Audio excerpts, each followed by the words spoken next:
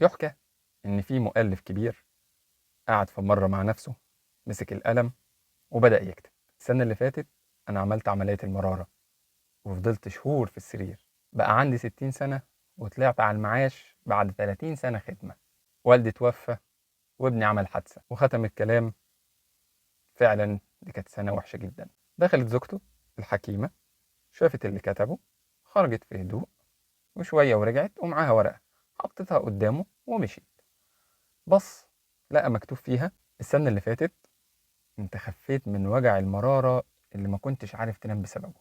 انت وصلت 60 سنة وطلعت على المعاش وانت بكامل صحتك وعافيتك، وهتتفرغ دلوقتي للتأليف والكتابة بعد ما تعاقدت مع دار نشر كبيرة. والدك عاش 85 سنة بصحة وعافية ومات في هدوء وما كانش تقيل على حد، وربنا نجى ابنك من حادثة موت من غير عاهات ومن غير مضاعفات. وختمت بتقول: فعلا دي كانت سنة مليانة بأفضل من عند ربنا. خلي دايما نظرتك إيجابية للمواضيع والأحداث اللي بتحصل معاك، وزي ما بيقولوا بص لنص الكوباية المليان.